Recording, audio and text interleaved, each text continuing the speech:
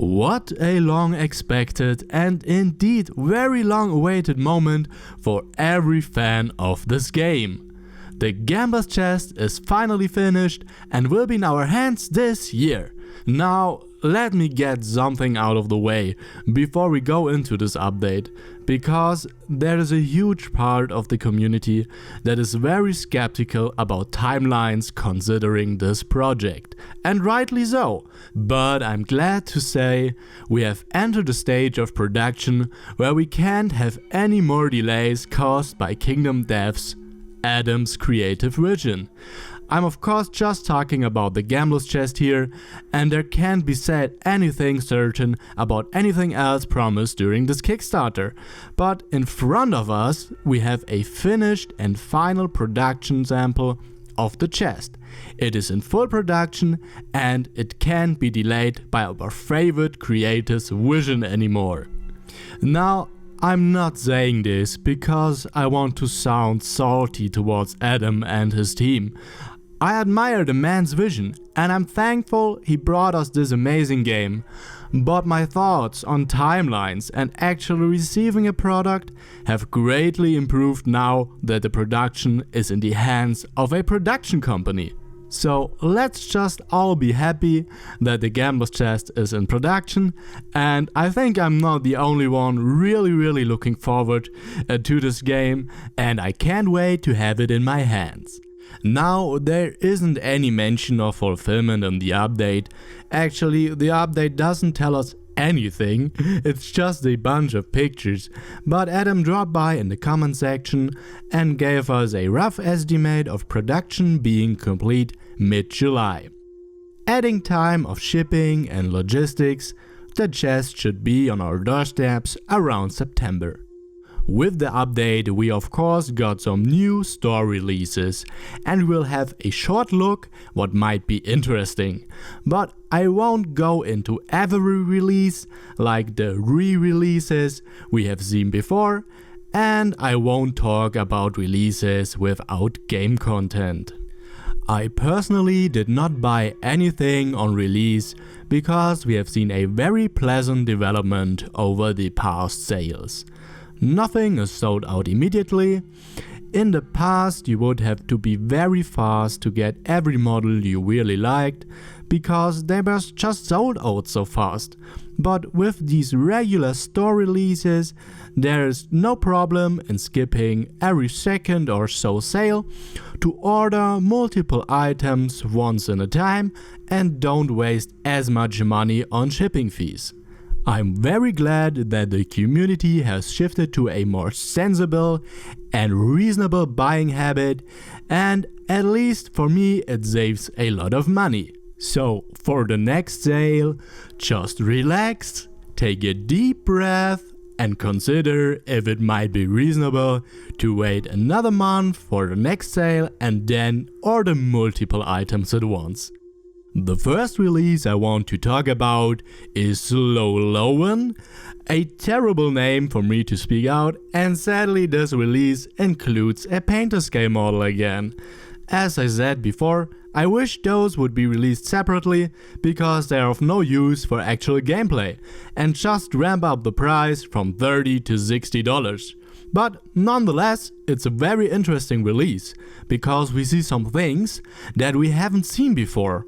There's a new card type introduced with this model called Z pattern cards, as well as a character card that is stated for use in the Gambler's Chest expansion. Now when I read this, I first thought about the Wanderer system, which will be introduced with the Gambler's Chest. And this being a character that can be introduced to the settlement, bringing along its own gear and abilities, but then again, it is not called a Wanderer and therefore I guess it won't be one. But still interesting to see what new game mechanics this will be tied to. I personally won't buy the model because of the high cost, and also because of one word I could make out on this very top illustration, which is speed, really put me aback. Now, If you don't notice, speed determines how many dice you roll when trying to hit the monster, and yeah, of course you know this, most of you have played the game, but having a lot of speed is widely considered as a bad thing considering gameplay tactics. The chance of pulling a trap increases with every dice you roll, and at this moment there are just more reliable and much better ways to defeat a monster. Of course, I could be wrong, and the provided seed pattern cards coming with this model balance this problem to your advantage, but I guess we will see once the models ship. The second model I want to talk about is called Gimli and is our most famous Lord of the Rings character. Oh, sorry, I must have mixed up something. This is of course Gnostin Stone Smasher, and he looks pretty darn cool, I must say. The provided game content is a better gear, which most of the time means lower quality of production and a ugly blue banner, but let's just see what this new weapon can do. It is a 1 speed, again low speed is good, and 8 strength weapon, which is pretty decent. It has Savage, which means you cause an additional wound for your first critical wound each attack, and Demolish, which lets you spend 1 activation to archive a impassable terrain next to you, and if a monster is standing on it, the monster will be knocked down. This goes pretty well with the 4 luck you gain with this weapon, attacking a knockdown monster, and makes this very interesting. I wish they would have released Last Dorsey's Stonewrecker with a similar ability, because I think the model just looked absolutely fantastic, and I would have considered buying it if it had a mechanic like picking up an impassable terrain and gaining some strength for fist and tooth or something like that. But yeah, still an interesting mechanic, and we will see how overpowered or underwhelming this turns out to be. But now let's take a look at the update. So, what do we actually get here? Besides the confirmation of a finalized product, well, not much.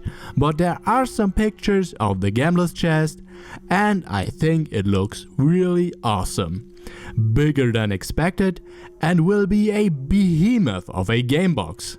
I hope we get some more pictures with upcoming updates. I'd especially like to see what kind of insert we get with this game box. The one we got for the original core game was a complete disaster. We all know it. And with this larger box design, I'm very hopeful that there will be a massive improvement. Otherwise, we get a glimpse of the rulebook. The style is consistent with the original core rules, the artwork looks absolutely fantastic, and I'm very curious if we are going to see a new illustrated introduction for the campaign. As you know, the core game's introduction is a short, illustrated story of the survivors getting attacked by the White Lion.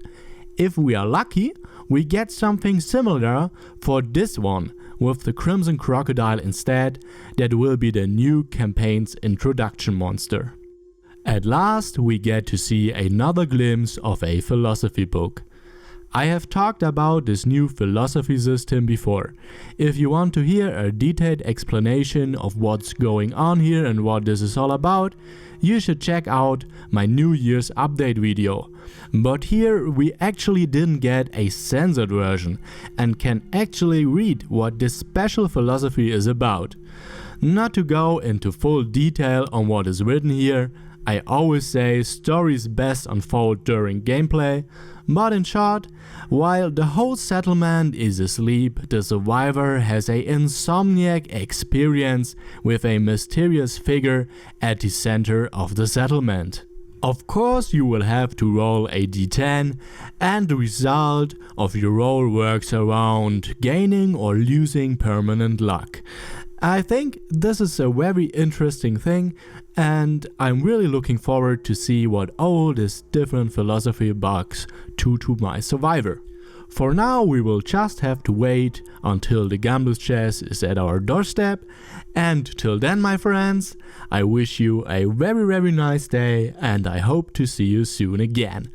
For the upcoming weeks, I have to show you some really nice things I have been doing for the past weeks.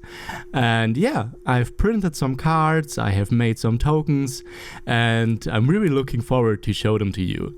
So stay tuned, subscribe and like this video if you want to see more. I really appreciate you all being here, and until next time.